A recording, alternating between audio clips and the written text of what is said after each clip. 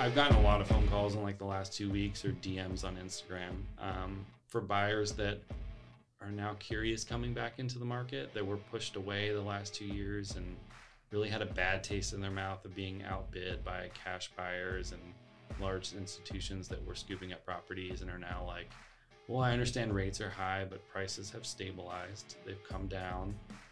I personally don't think they're going to go down a lot more. I'm not an economist, but I don't obviously see a crash coming. I think, obviously, worst case scenario, it goes another 5 to 10%, but that's only if rates remain really high and inventory goes crazy.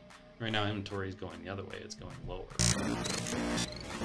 Welcome to the Uncensored Real Estate Podcast, where nothing is off limits. If you're interested in buying, selling, or investing in real estate, and you want to learn some of the insider secrets and uncensored truths from the true professionals in and around real estate, you've come to the right place. Now, let's buckle up for the uncensored truth about real estate and join your host, Brian Cardenas. All right, everybody, welcome to the next episode of the Uncensored Real Estate Podcast. Thanks for joining us. If you are watching on YouTube, please make sure that you subscribe to the podcast and also hit that notification bell so that you find out when the next episode is dropping, which is every week. And if you're catching us on the favorite podcast platform, we would love it if you would give us a 5-star rating and share the episode with your friends and family that you think could benefit from all the great stuff that we've got to share here. And today we've got a special guest from right here in Phoenix, Arizona, Mike Hardesty. Welcome. Hey, how you doing, Brian? Thanks for having me. Awesome. I appreciate you joining us. And so give us a little bit of your background, kind of where did you come from and how did you get to being in real estate to start things out? How much time do we have? Like 16 hours, but they'll probably stop watching after like 30 minutes. Quite a bit of an interesting background, but most recently I used to own a vintage store in the Melrose District, which is in downtown Phoenix. We had a 10,000 square foot warehouse. We leased that out to vendors that kind of had their own space, their own style. We created vignettes and sold vintage furniture, mid-century modern furniture, antiques. And I did that for quite a few years, which kind of led me to have relationships with architects and designers and realtors and people in that world. So that's kind of where I came from. That's where my love for design and my love for architecture kind of blossomed as I learned about some of the great architects that Phoenix has nurtured, like Ralph Haver. Most people know who Frank Lloyd Wright is. Right. But there's a lot of other people on that list and a lot of architectural significance here in the city that I was introduced to and I kind of grew to love, which, after the business closed in 2018, I had some, health issues that I worked through. And once I got better, I decided that it was time to kind of go in real estate for my own. So that's cool. I think a lot of people don't realize there is that much architectural significance in the city of Phoenix. There really is. We're actually very fortunate. I mean, the 50s and 60s were a big boom for Phoenix. And again, like Ralph Haver, Al Beadle, even some people that worked under him, and like Polachek, there's some pretty amazing buildings and architecture here in Phoenix. Now, during that time, they were going like cost effective and what they thought were simple, clean designs. But as we look back 50, 60 years later, like those were really precious times. And I personally think it's really important to keep that history in place and to restore those properties and to make sure they're in good hands. Unfortunately, Phoenix has a pretty terrible history of tearing down things. I know downtown is going through a big transition right now. And like I was talking to you about, like I'm all for gentrification and upgrading some of these communities. But at the same time, I don't believe in tearing down the history. I think there's plenty of money out there and people interested that could be on the restoration side of things.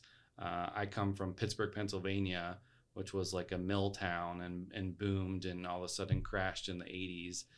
And they've reinvented themselves as like this banking and tech center on the East Coast, but they didn't do it by tearing everything down. They did it by restoring it and putting money back into the neighborhoods and really holding on to that history. So I wish Phoenix was a little better at that, but there's a few folks that are pounding the pavement trying to make it work. One of them's Allison King, who's a historian who does mid-century modern home tours and really tries to educate people on the history of Phoenix. But we still have a long way to go. Where do you find in the city, because for anyone that's not familiar with the city of Phoenix, it's huge. Like geographically, it's enormous. Huge. Yeah. What parts of the city would we find most of the historically significant homes that are still there, that haven't been, torn down and turned into something completely different? Sure. Probably the main bulk of them would be, if you're familiar with the I-17 and the I-51, the central corridor in between there, anywhere from, Van Buren all the way up to Northern. So a fairly big stretch. I just gave you like a scenario where it's like a 5 by 5 miles, but the central corridor still has a lot of preservation of history. But then you get into like South Scottsdale, there's some developments, like around 24th Street and Indian School, and there's also some developments. But primarily, South Scottsdale and Central Phoenix, a little bit in Tempe over by ASU. There's some historical significance for sure. But I would say that's where the main bulk of like those architects and their work were done. So do you feel like there's a growing appreciation for those types of homes more recently that was missing for a while? Yeah, I think there was quite a bit of movement. I think like when we had my store, which was called Zinnias at Melrose, there was a big movement, honestly, with like the picker shows and storage wars. And I think there was like a new appreciation for like, this stuff is actually kind of cool. It's really well made. It stood the test of time, and it kind of boils down to like, I'm not going to, judge you if you go to IKEA to buy furniture, but at the same time, there's some really great design from like the 60s that actually appreciates. Like, you can literally buy a dresser or a chair. I mean, if you bought like an Eames lounger in the last 10 years, you've more than tripled your money. Wow. Herman Miller's a designer. So like, yeah, there's a lot to be said about appreciating the past and paying it forward. Another thing, like shows like Mad Men, people get nostalgia, and right. There's a show like that's on the air for 10 years that has all these amazing scenes with this furniture and design. And I think it kind of reignites that fire of like what you really love. Yeah. So yeah, I think there was quite a bit of resurgence in like the last 5 years specifically. Yeah, I think people's appreciation for things has seemed to grow just in my casual observation. And, people have had more interest in not just buying something brand new and put together. Because I think I would say maybe in the last 20 years, we've started to see really that a lot of, when it comes to homes that are being built, the quality a lot of times is lacking. It's the cheapest way to get it up as fast as possible to stay up with the demand. And people are seeing that houses that were built not from a mass construction standpoint were actually built more solidly, better construction, and it goes along with a lot of other things. Whether it's furnishings or other items. Like we got to a point in the society where we started building things to make it cheap and fast, and designed obsolescence after a few years, so you can be forced to go out and get something new. Cell phones.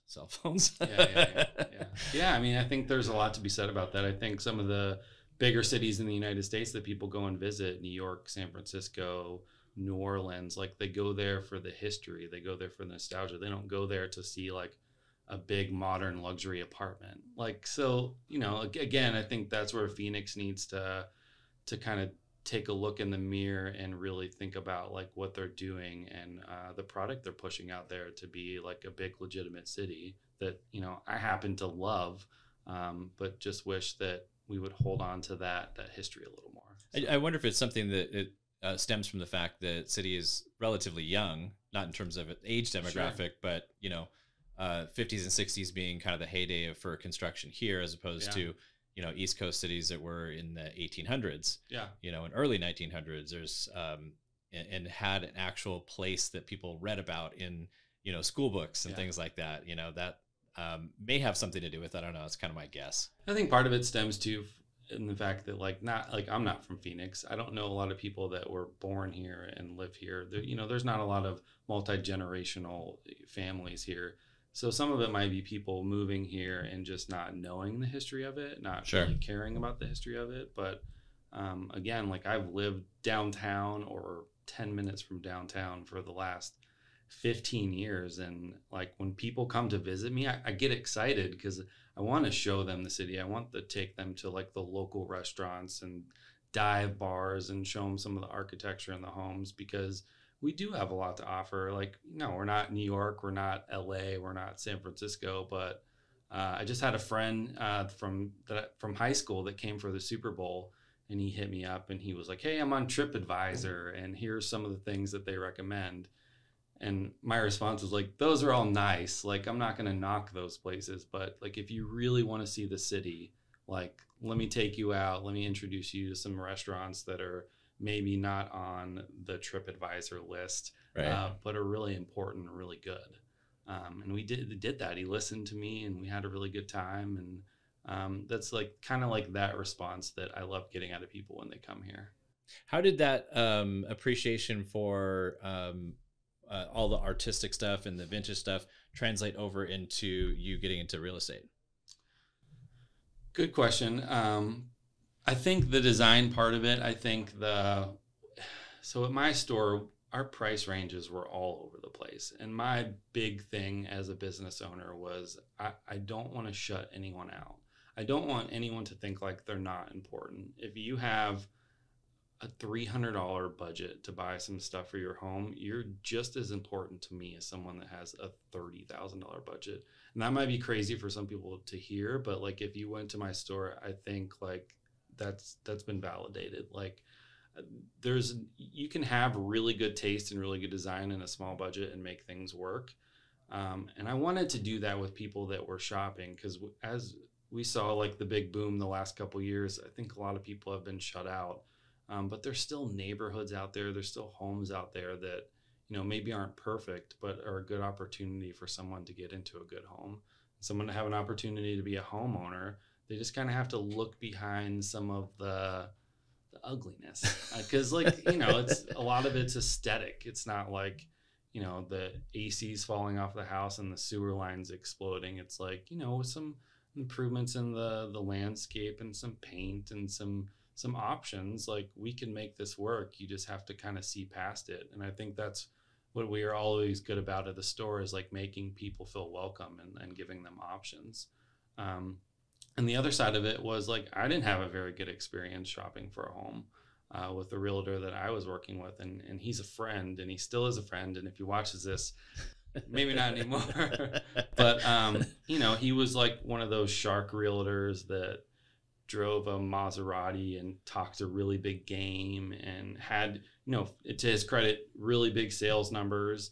And we lost a few homes, and the last one we lost was heartbreaking. And it was next to my sister-in-law. It was actually the house next to my sister-in-law. Oh, we wow. have a really great relationship.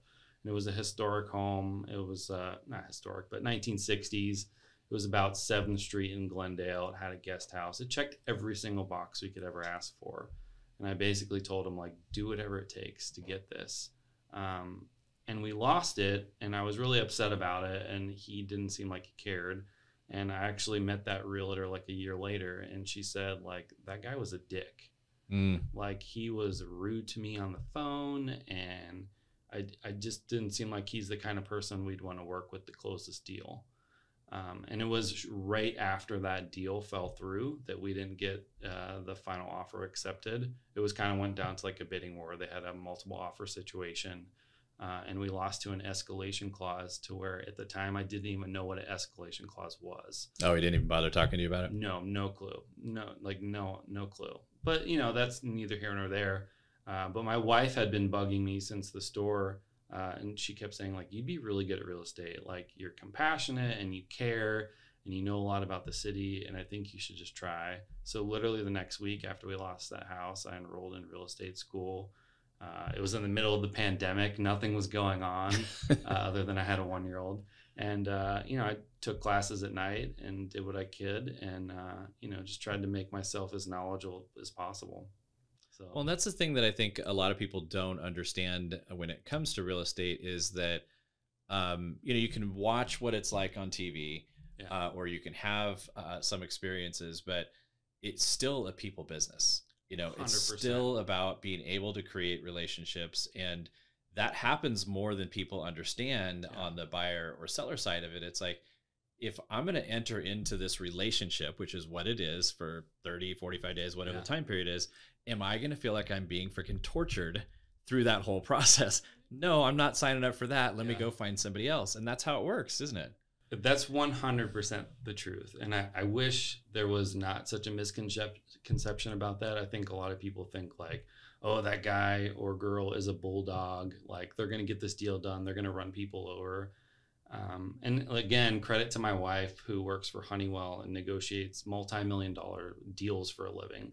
She said to me one day, like, no one's ever like yelled at me or threatened me. And I was like, all right, I'll just give you what you want and we'll make this happen. Like, it's a collaboration. Like, it really is a team effort. And I think if you look at the listing agent or the buyer's agent as like someone on the other side that you're going to trample, then it's going to be a miserable deal. Like, you obviously have a fiduciary responsibility to your client, and you obviously want what's best in his or her interest. But that gets done through cooperation. That gets done by being on the same page and being friendly and honest and talking to them on the phone like a person with respect, and not by belittling them. Yeah. And it doesn't work. Sometimes people think that there has to be a winner and a loser in a negotiation or a deal. Right. And it doesn't have to be that way. I mean, the best ones are where both people walk away from it feeling like they won.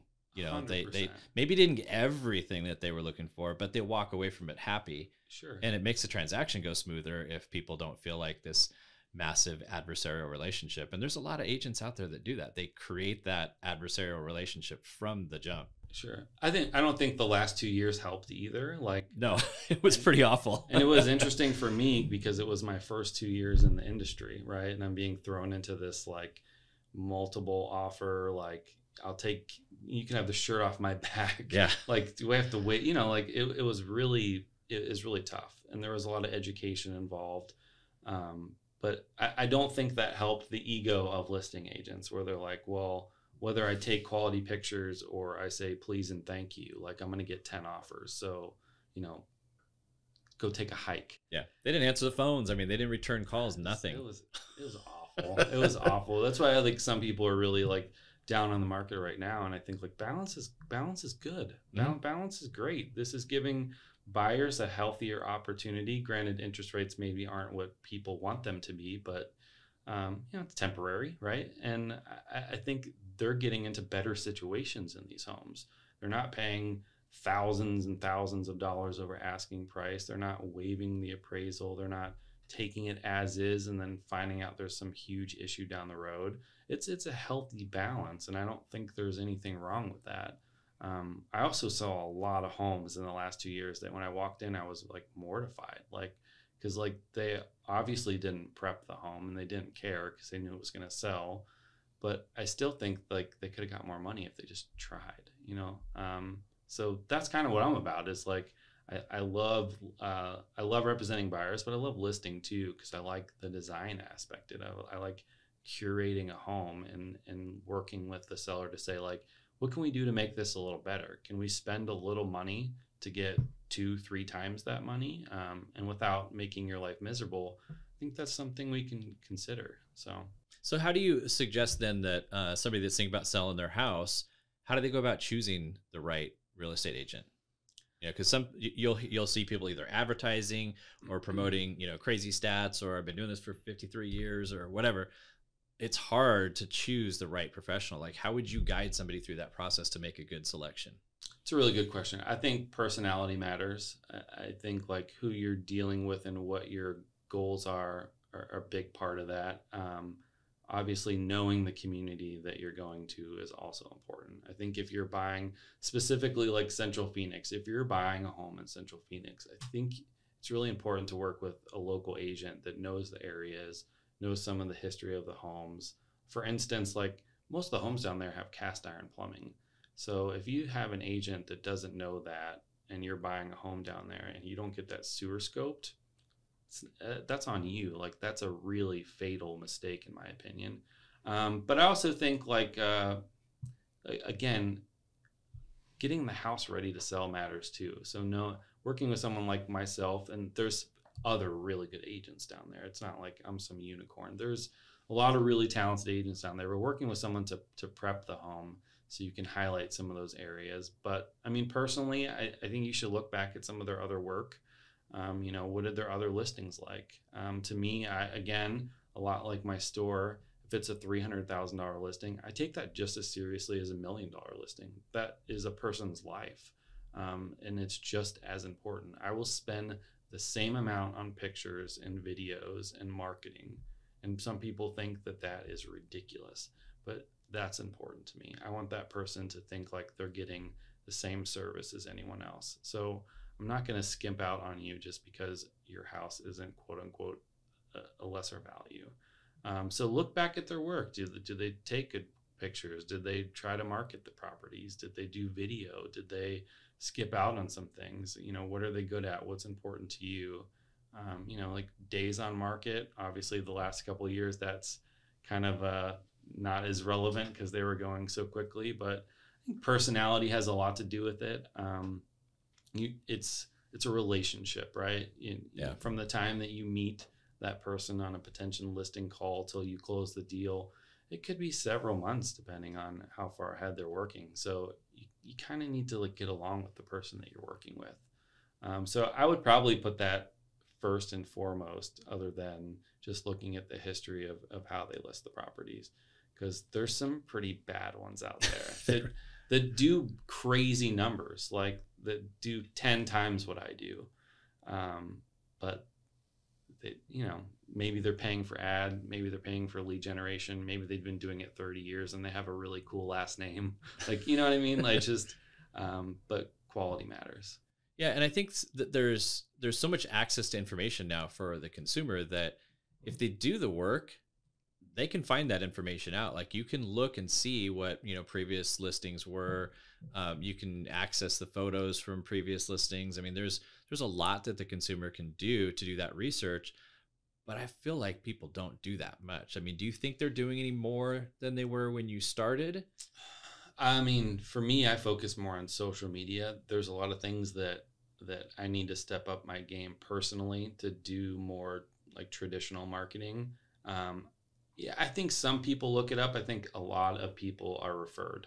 I think a lot of people are like, oh, my friend Joe used this person and they had a great experience, and that's who I'm going to go with or whatever.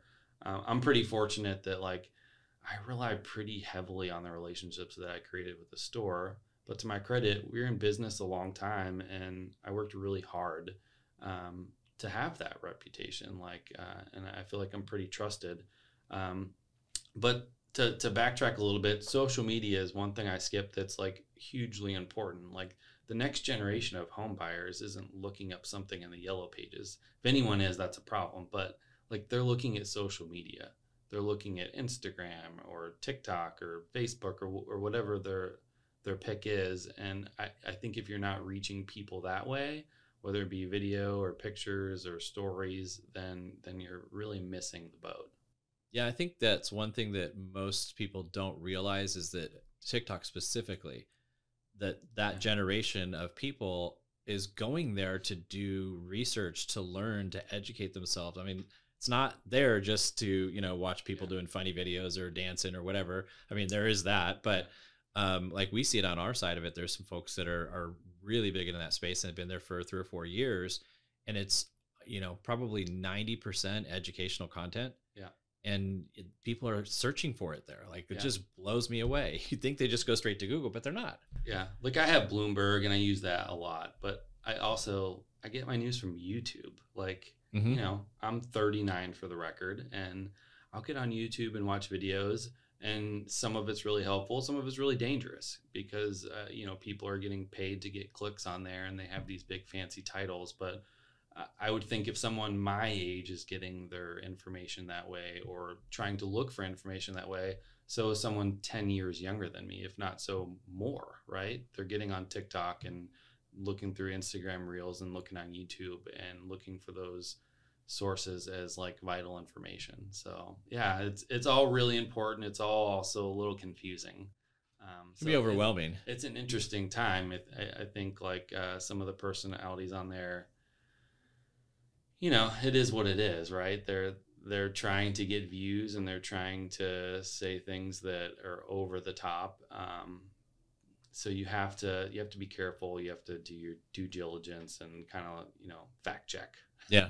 Well, and that's the thing with any of this stuff, whether it's an individual, whether it's a property. I mean, people have to do a little bit of research. Yeah. I mean, I think asking for referrals is important. I think, if you have a good experience, that's helpful. But I think people would be well served to go beyond just taking that first referral, whether Sure. it's for real estate or mortgage. And, don't undervalue, like you said, the personality and the person and the gut feeling that you get from them. Sure. Because, we have gut feelings for a reason, Yeah. and they don't usually lead you astray that often. Yeah. But couple that with the referral, couple that with information that you gather on your own. And then once you try to educate yourself and, talk to a couple people, trust that gut feeling. Right. Because I think when people just take referrals, it can be, hey, my Aunt Sally's a realtor, go use her.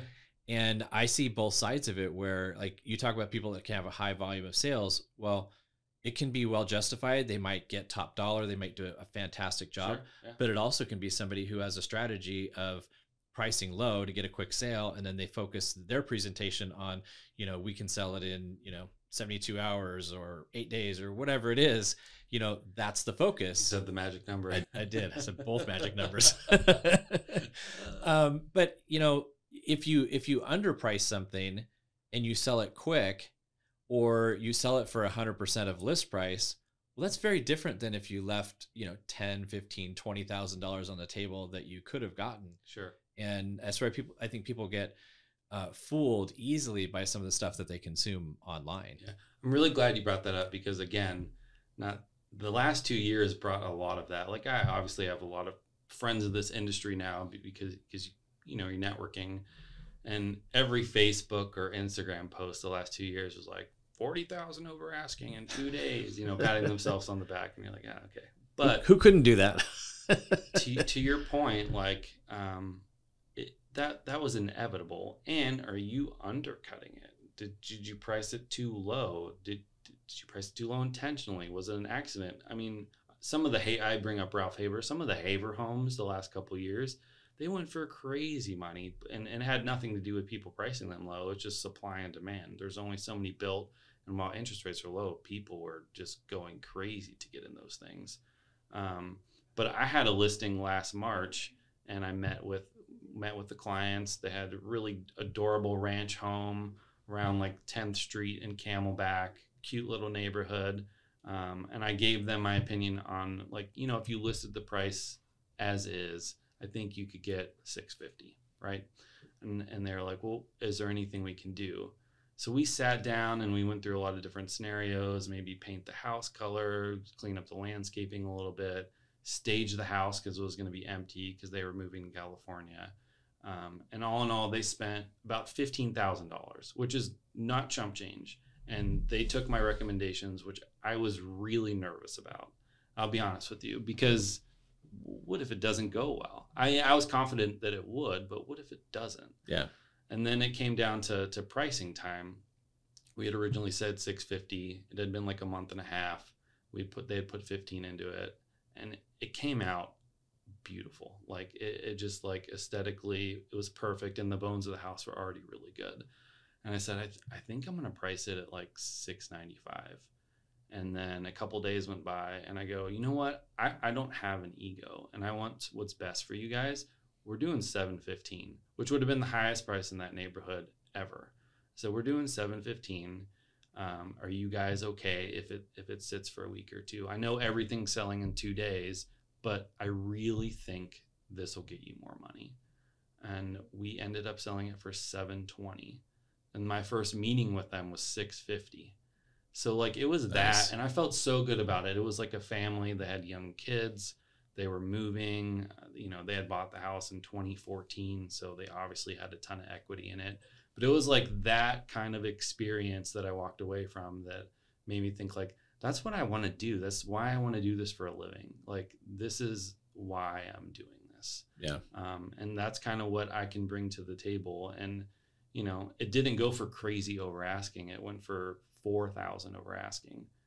but we stretched it, right? And it didn't look like, phenomenal. But if you peeled back the layers, you realize like we got 30 more than we ever thought we were going to get. Yeah. It just, I don't have to toot my own horn about that. I don't have to say we went for 40 over asking because we bumped it up a little bit. So yeah, there's always strategy in pricing. It's, especially right now, it's always fascinating to me. Yeah. And there's people go both ways with it too, because, you can start low, and then some agents will come in and pretty much tell you what you want to hear to get the listing. And then they'll just have a set time frame, like 2 weeks, 3 weeks, whatever it is. Okay, we're going to do a $10,000 price drop or $5,000 price drop, and we're just going to do it. And they don't care where it ends up. Like it'll eventually probably get sold, but they got the listing because they told people what they wanted to hear. And you can't just tell people what they want to hear, right? You need to tell them what they need to hear to get what they want to get at the end of the day. Yeah, and I think that goes back to the initial meeting. And like me personally, I ask a ton of questions because like everybody has different goals. Some people, it may be about the money. Some people, it may be about the time frame. Like I need to sell this quickly, or I don't care if it takes 2 months. So I think getting to know what your client wants is really important. I ask them, what do you love about the home? What do you hate about the home? I want to get to know the inside and outside of it so that I can do the best job that I can. Yeah, I think that for people who are watching or listening, one thing that you can take away from this conversation is that when you have an agent that asks a lot of questions about like, what do you like? What do you dislike? What do you need? What do you want? That's a good indication that you have somebody that's actually invested in you as an individual rather than it being a transaction. And I think that's an important distinction for people to understand is you want somebody that's there for you at the end of the day. It's not about just another transaction to them or another number or another thing to brag about, in terms of, hey, look at me, look at what I did. And I think that's important for people to understand is like, look at what that person is saying and what they're asking. And does that give you the feeling that they're invested in you and what you want? Yeah. And I think that's what you're shooting for all the time. 100%. Yeah. And I think some agents, they get a bad rap about it. If you've ever read Freakonomics, there's a whole chapter in there about like, hey, $5,000 difference in price to a real estate agent isn't anything because 2% of that difference is minimal, right? It's not really affecting them, but it's affecting the homeowner a lot more. So yeah, it's something I take incredibly personal. Especially with like my experience, trying to buy my own home and knowing what that felt like. So I don't want anyone to ever like feel like that. So, I work really hard to try to educate and do what I can to make it as easy as possible. But I always say like, it's not easy either. No. Your life is going to, people are going to be going through your home and telling you what they don't like about it. And, it's going to be inconvenient. And, it's a process. It's a process and it's not easy. And we need to be prepared for that. So.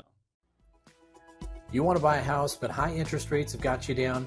Take the rate challenge and send us a verifiable loan estimate from another lender, and we'll beat it and pay for your appraisal up to $600. Here at Give Mortgage, being powered by UMortgage allows us to provide you with unmatched speed and efficiency and the best rates and fees in the market, all while delivering you the concierge level service you deserve. We want you to have an experience getting a mortgage that you'll never forget, and not because you got put through a meat grinder to get it. At Give Mortgage, we give great advice, we give the best rates, and we give back to charity. Visit us at www.give-mortgage.com or call us at 480-331-4684 to schedule a free consultation to see how we can help. So on the buyer side, we talked about the listing side of it. On the buyer side of it, there's a different set of questions I think that people can ask, or things that they can. There's some overlap there, but if you were, telling a buyer like, how do you go finding the right agent for you? Like, what would be some tips or advice that you would give? Similar advice, I think, like depending on the area that you're looking in. Again, personality makes a big difference. Especially like if you're a buyer buying a condo. Like, I don't know if the listeners are aware, but like HOA laws in Arizona are no joke. Like, they have tremendous power. So if you're buying a condo or a townhome in Arizona, you better do a little bit of due diligence on the HOA. I lived in a high rise in downtown Phoenix at the Regency House, and it was not fun. It was not fun. It's a beautiful building. It's considered like the Mad Men building of Phoenix, like back in the 60s. All the salesmen lived there and walked down to Durant's and drank their old Manhattans and wore hats. And it's a hip building. But at the same time, there's 7 people on the HOA board, and they make really big decisions. And there's a lot of people that live in that building. So you better be aware of what you're getting into and what the rules are.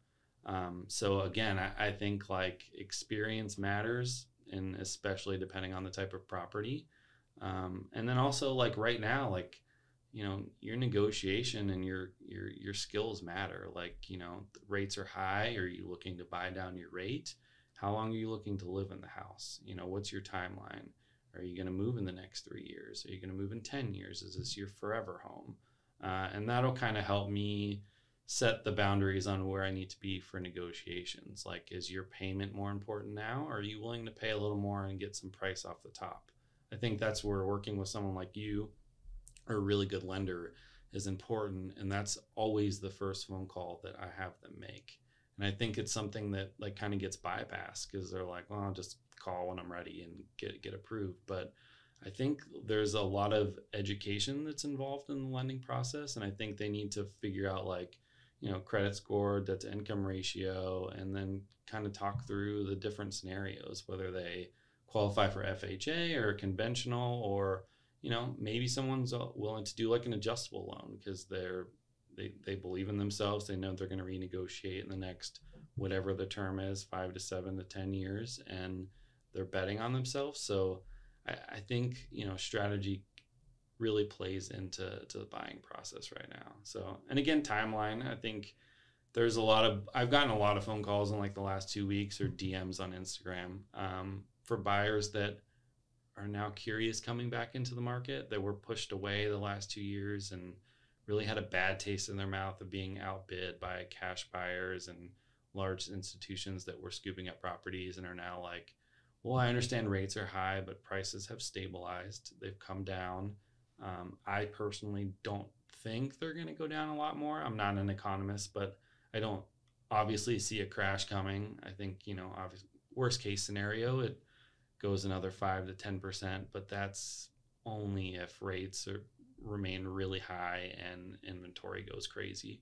Right now, inventory is going the other way. It's going lower. Yeah.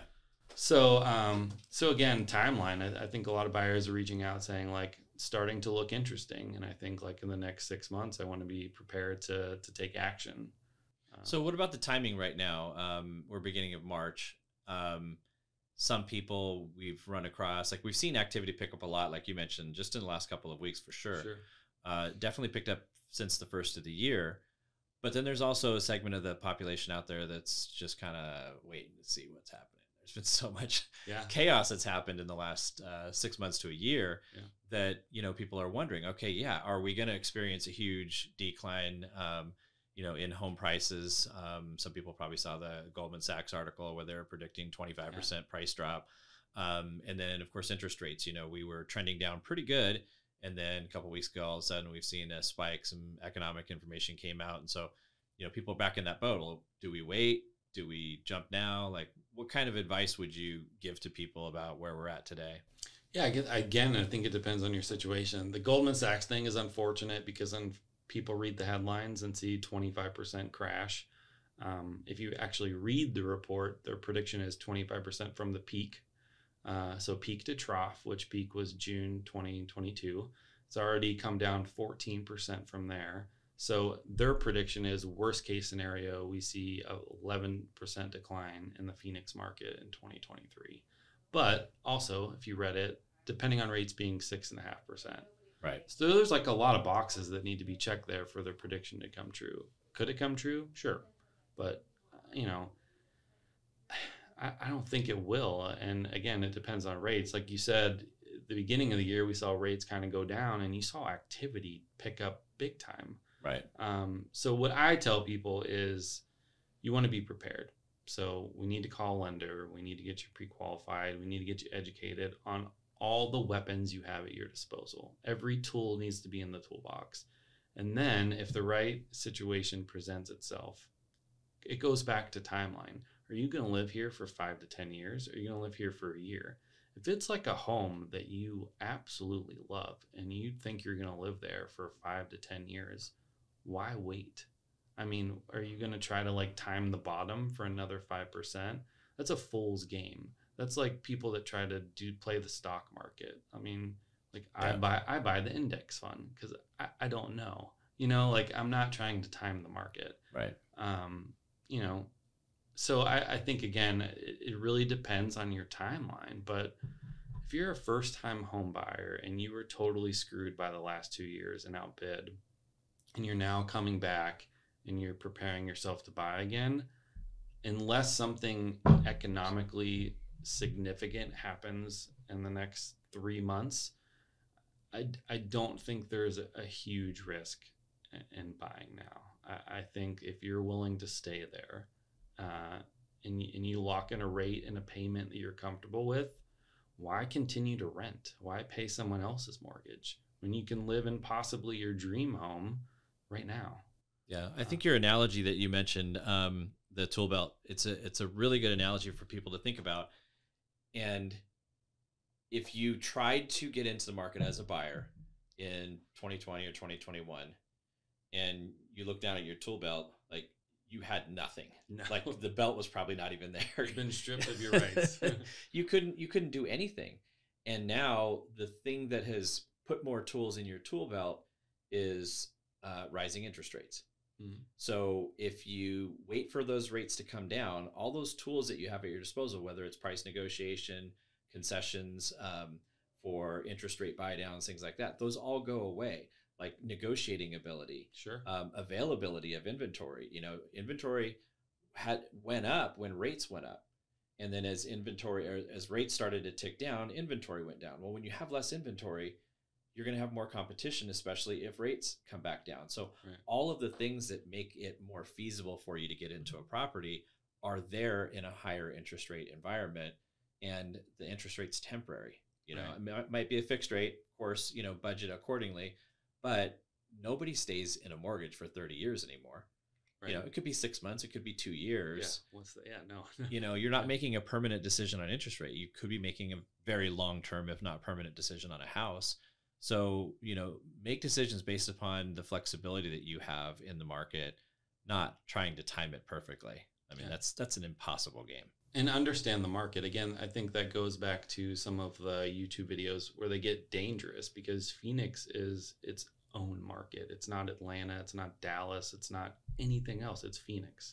And even in that, there's all these communities in Phoenix. Like Surprise is not downtown Phoenix. Queen Creek is not downtown Phoenix. Cave Creek is like, it's all its own little niche. So I think you need to be aware of that. And if you're looking at like the broad spectrum, you could throw out facts like 45% of the country is equity rich. What does that mean? That they have 50% equity in their home. Like they bought it for 200, it's worth 400. That they're probably not going anywhere right now. They're not going to list their house because why would they? They're also like 65% of the country has an interest rate under 4%. Am I in my dream home right now? No, but I'm not going anywhere. I have a 3% interest rate. So I think that's going to keep inventory lower, and demand will pick up. And like we talked about, it already is picking up. So, what the future holds, I don't know. But I don't foresee a crash. But there's never going to be a scenario, in my opinion, in the next 5 years where houses appreciate 25%. It's going to go back to that 3, 6, 7%. And I think hopefully things will stay balanced. So I think just getting people to take a deep breath and just kind of go back to the drawing board and focus on that is stay in your lane. Just focus on what's best for you, and kind of all that other noise needs to just be noise. Yeah. So just to kind of tie things up here, if you had one thing that you would say that people just don't understand that is maybe the most important thing that they should understand about real estate, what would you say that is? Oh, that's a good question. The most important thing. I can't just do one thing. I mean, who you hire matters. There's a lot of opportunities out there. There's a lot of good agents. There's a lot of bad agents.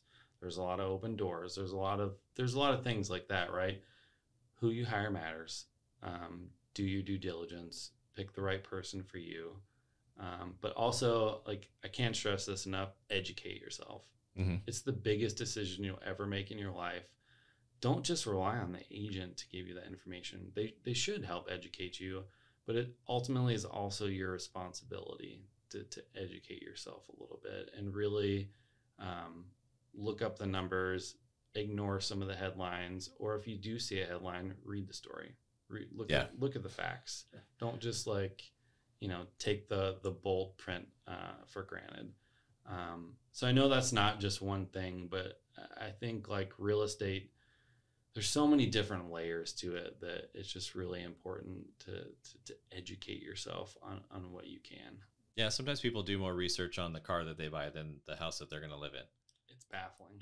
It's kind of crazy. It's baffling. But your advice, though, to read past headlines and make sure that you're digging into it and reading maybe some of the assumptions that are being made when they're coming to conclusions. I mean, we should all understand that by seeing what's happened in politics and everything else that we see. Like, you got to dig a little deeper. You got to do a little bit of your own research. Don't just rely on what you're seeing from other people, and go to more than one source. And I can't stress enough, and I'm not just saying this because you're in the room, but like, reach out to the lender way before you ever should. Like, I can't stress how important that is, because like, you need to know your credit score. You need to know like how much money you have. How much money do you need to make a deposit? What do you want your payment to be at? What are your options? And if you find a home that you love and you go to try to make an offer and you realize that like that's just going to break your heart, you need to be fully prepared and pre-qualified before you start searching for a home. If you're not doing that, then you're kind of just setting yourself up for failure. So maybe more importantly than anything is that get your finances in order and work with a lender that is going to educate you on the process. Yeah, I like that advice. It's the truth, though. It's the truth. You can suck up. That's fine. I'm not even sucking up. I just think like I've seen it happen. Yeah. And it's heartbreaking. No, you're right. 100%. So if you think the viewers or the listeners think that maybe you're the guy that they want to talk to about the sale of their home or purchasing a home, how can they get in touch with you? Good question. So I mostly correspond through Instagram. My handle is the store's old name, which I know is confusing, but I changed it and I got like hate mail for it. People are like, no, you're Zinnia's. So it's Zinnia's at Melrose. Zinnia's like the flower at Melrose. And I got, hundreds of messages saying like, you can't change your name. That's who you are.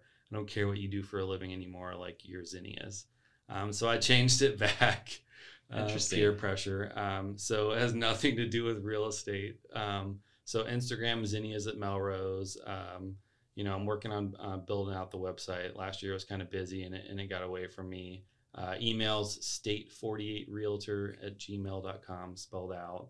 And I don't know, should I give my phone number on here? You can go old school and give a phone number out if you'd like. You could do 623-217-3044.